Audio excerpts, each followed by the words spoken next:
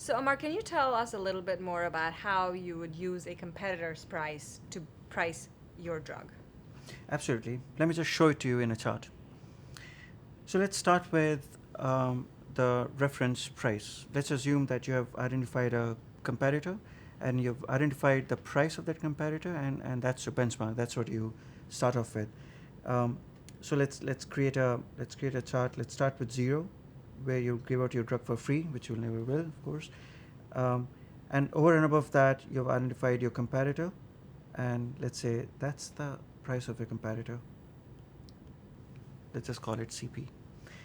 Now, your over and above this, you have to identify how your product differentiates itself against this reference, and you have to assign some price associated with this positive differentiation.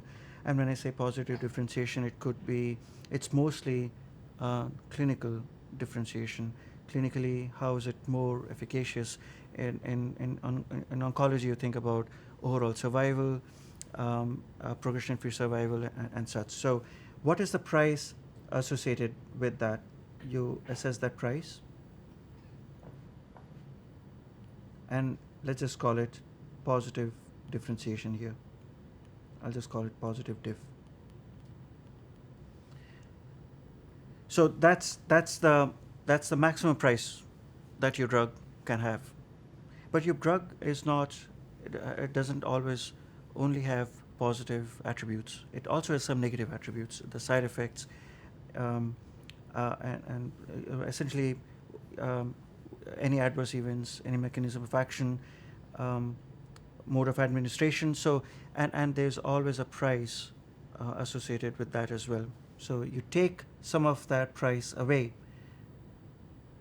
and you drop that price because of the negative differentiation.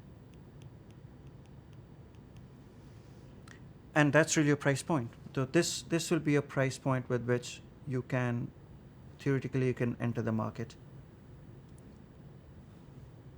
Let's just call it VBP. Now we call it VBP because it's value-based pricing.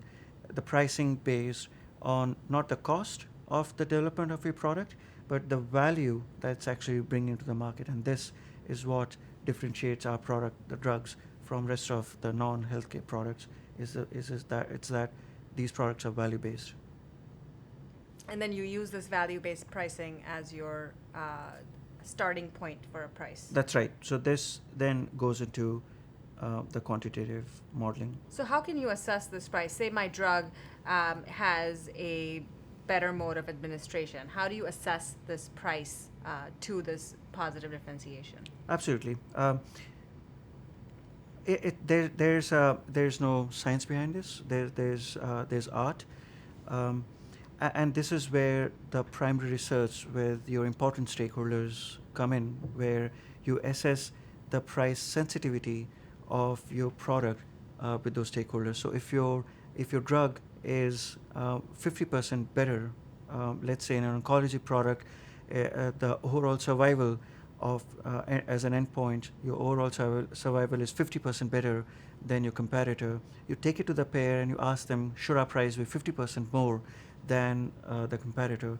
And in many cases, the payers may say yes, absolutely. But in some cases, they may not, because 50% in some disease areas is not very significant. So they may push back and say, for 50% improvement, I like you to have a price increase of just about 10 or 20%. And similarly, you run the other differentiators by the stakeholders, and that's how you come up with the largest, the maximum range of your price. And these differentiators come from the clinical endpoints that they're measuring? Largely, again, depends on the stakeholders, but you can absolutely demonstrate clinical as well as economic differentiators. In case of payers, they are interested in economic as well.